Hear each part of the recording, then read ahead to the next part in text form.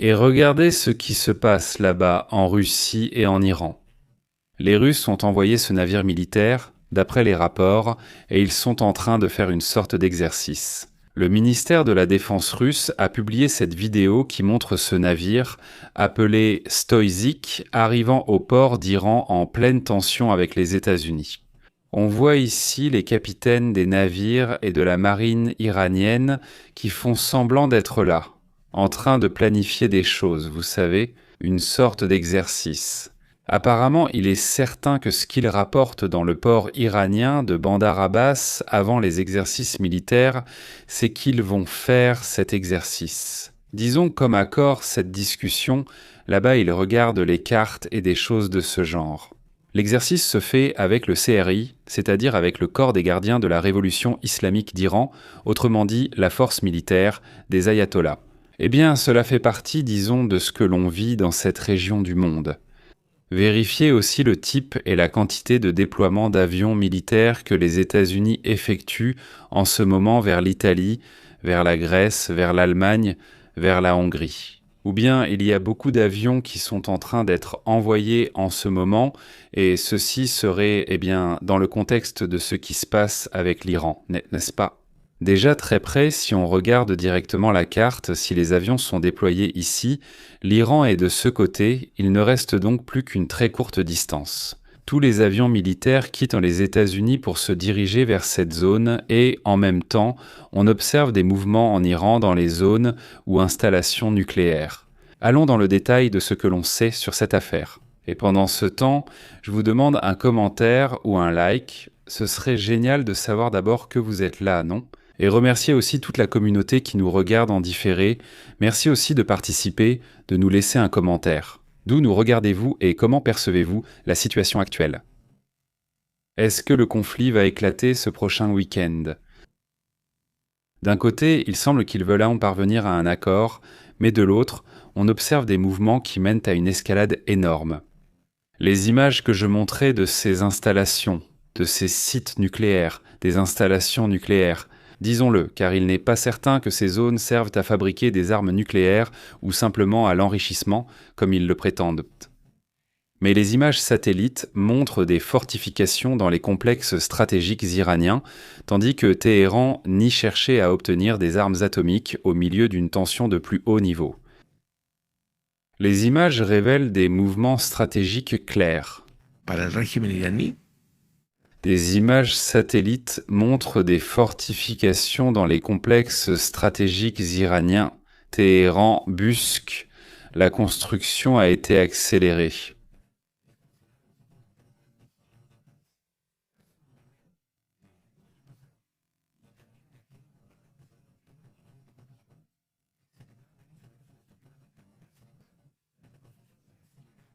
Les images les plus récentes montrent un sarcophage en béton entièrement recouvert.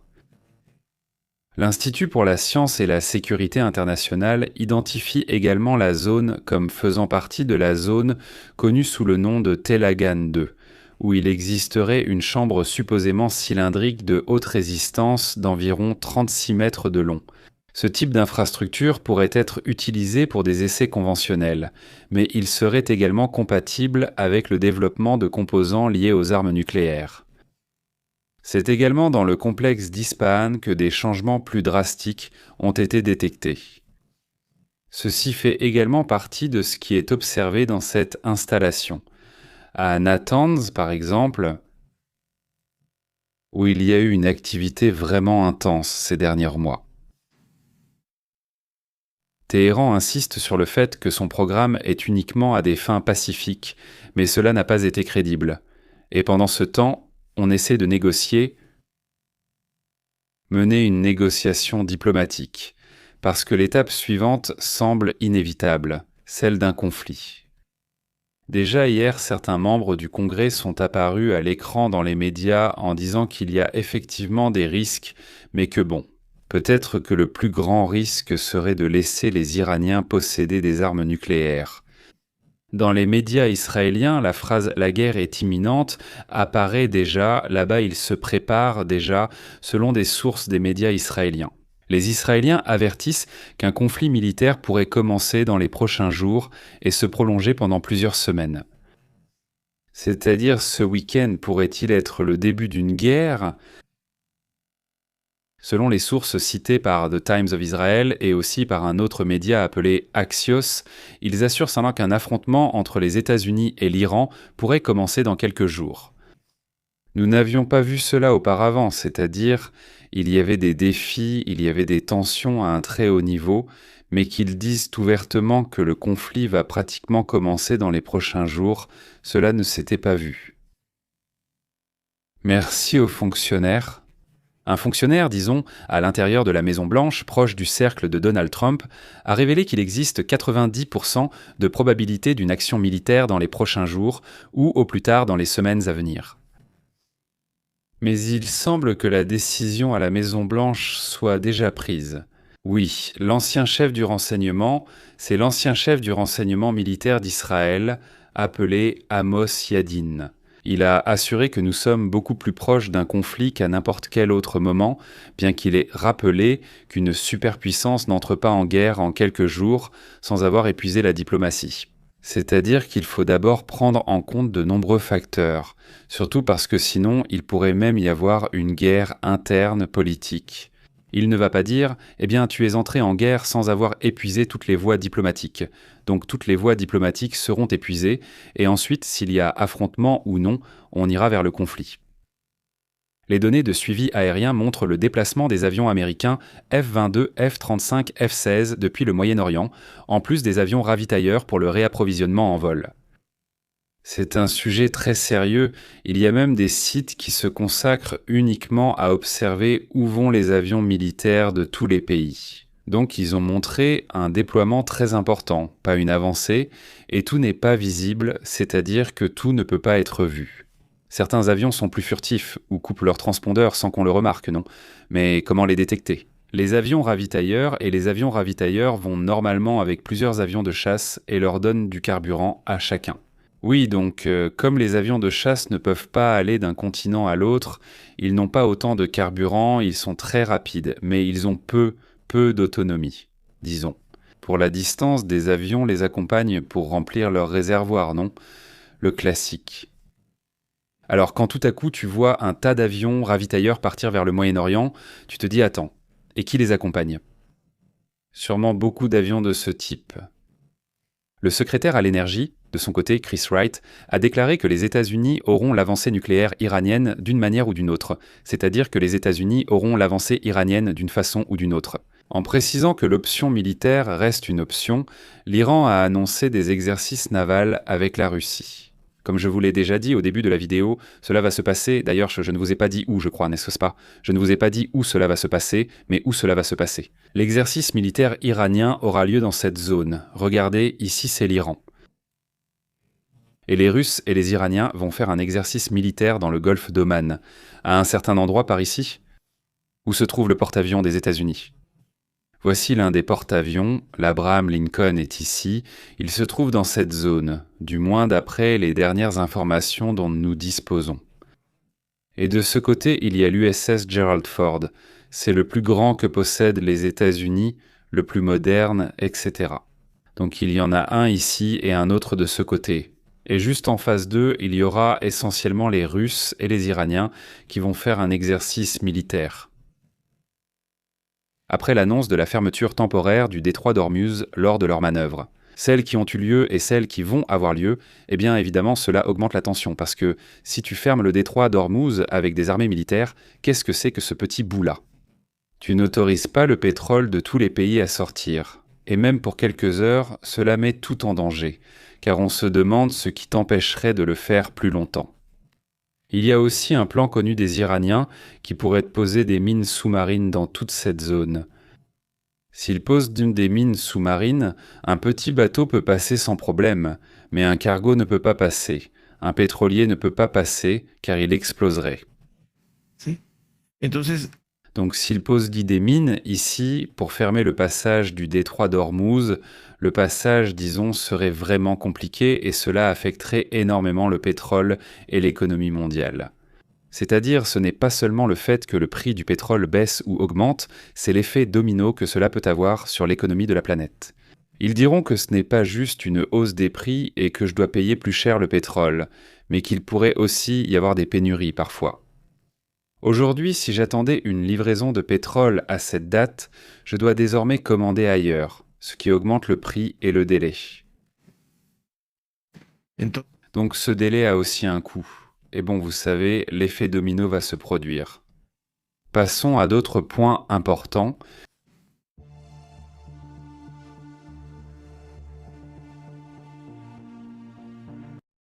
Remarquez que d'un autre côté, il y a aussi un autre point intéressant.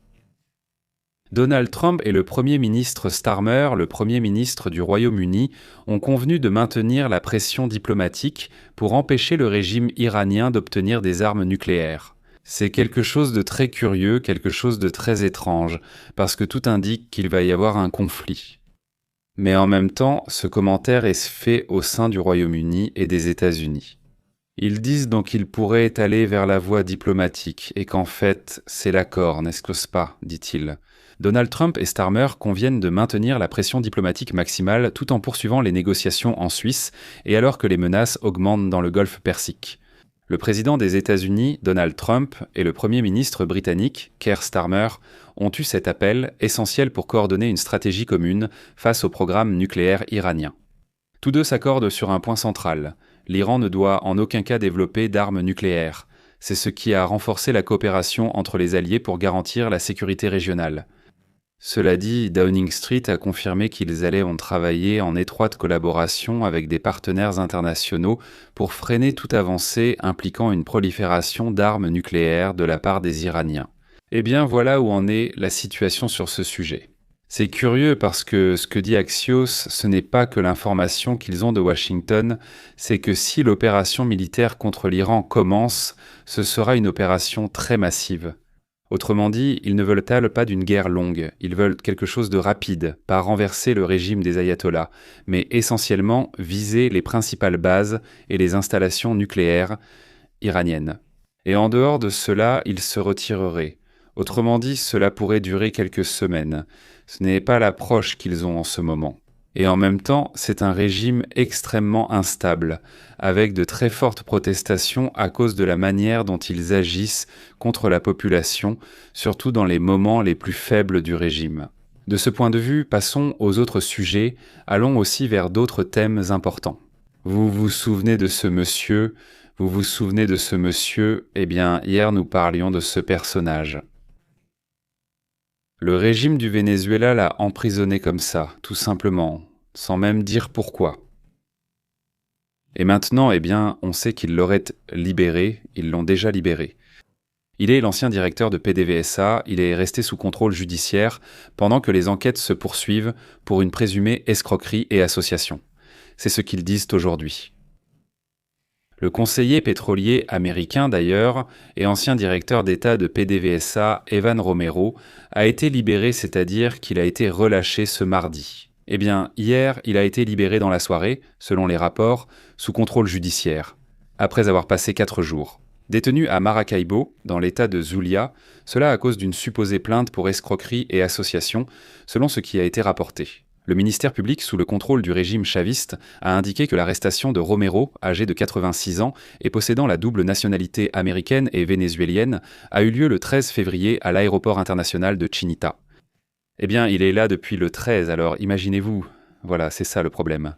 Aussi. Un autre sujet qui attire mon attention là-bas au Venezuela, c'est ceci. Regardez, eh bien, le régime vénézuélien a reçu le Premier ministre du Qatar pour renforcer les relations bilatérales.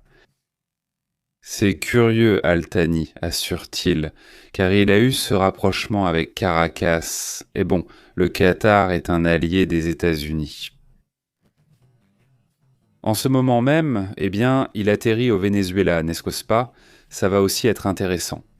Il y aura un dialogue, il y aura une conversation entre les deux pays, entre le Qatar et le Venezuela lui-même, 2 pays pétroliers. Au fait, regardez, là, c'est surprenant, tous ces navires sont des pétroliers, regardez juste le nombre, ce ne sont que des pétroliers qui ne peuvent pas passer par le détroit d'Ormuz.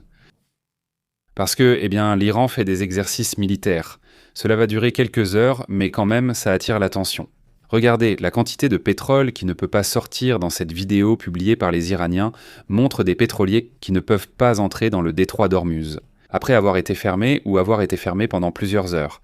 Il semble qu'il ait déjà été rouvert puis refermé. Ils ont une histoire là-bas, mais veulent surtout montrer leur force et leur capacité à fermer le détroit d'Ormuz quand ils le veulent. Et cela, génère encore plus de tension, n'est-ce pas? Je vous dis que cela n'est pas près de se terminer.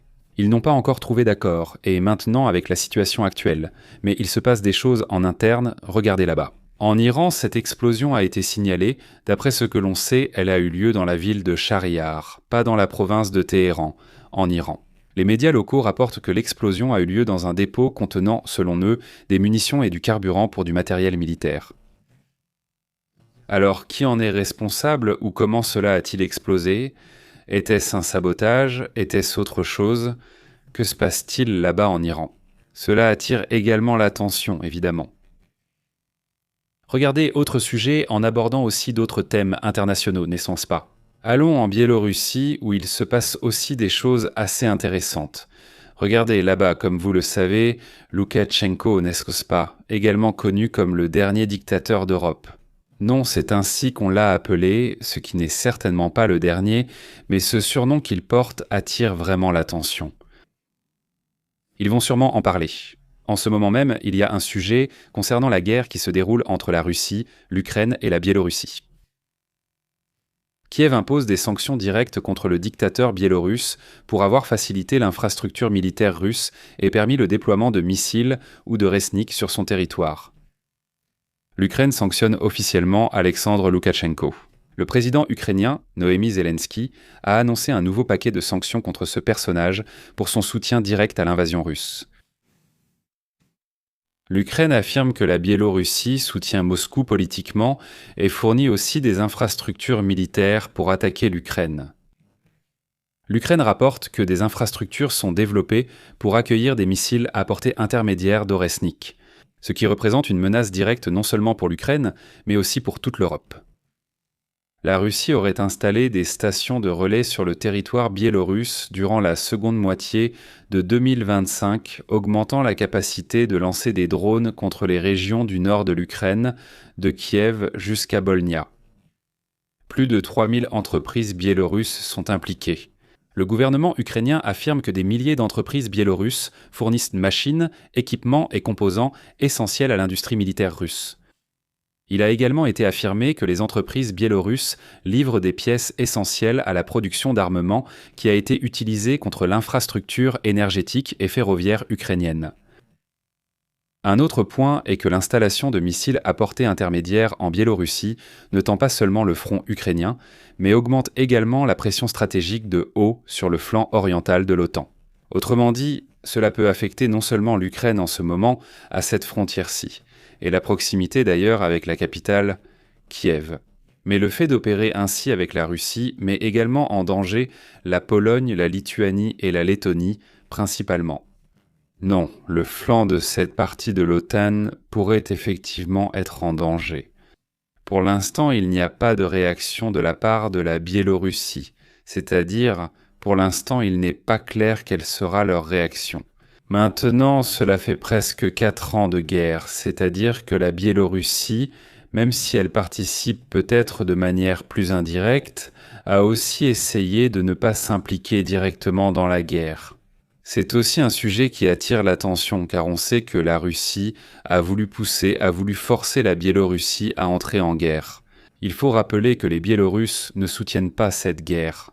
De plus, il y a eu un bon nombre de Biélorusses qui ont rejoint la guerre aux côtés de l'Ukraine et qui combattent sur le front. Parce qu'ils sont contre Loukachenko, ils sont contre cela et dans tous les cas, ils veulent être plus européens, moins russes. Et donc c'est un sujet compliqué parce que la Biélorussie, Loukachenko, est très alignée sur ce que dit Vladimir Poutine. Passons à une autre information. Merci beaucoup pour ce pouce levé. Si tu ne l'as pas encore fait, je te demande de nous aider en partageant, en t'abonnant, en mettant un like. Merci aussi pour les super chats et les abonnements. Merci beaucoup de soutenir cette chaîne d'information chaque jour ici, en direct avec ce qui se passe dans le monde. Et regardez, eh bien, passons maintenant à un autre moment. Si tu regardes cette émission en direct, eh bien, elle passe à une autre émission. En plus, nous la faisons ainsi, à la suite, vous êtes déjà connecté, tu n'as pas besoin de fermer, ça passe directement. Et si tu la regardes en différé, là, il faut aller dans la section des émissions de la chaîne et là, tu verras. Eh bien, les émissions que nous avons. Au cours de la journée, nous mettons à jour les informations, ce qui se passe dans le monde. Merci beaucoup de nous avoir accompagnés un moment, merci pour votre conversation, pour votre discussion. Et souvenez-vous, le soir, nous discutons plus longuement, également de ce qui se passe sur la planète. Passons donc à d'autres sujets pour le moment.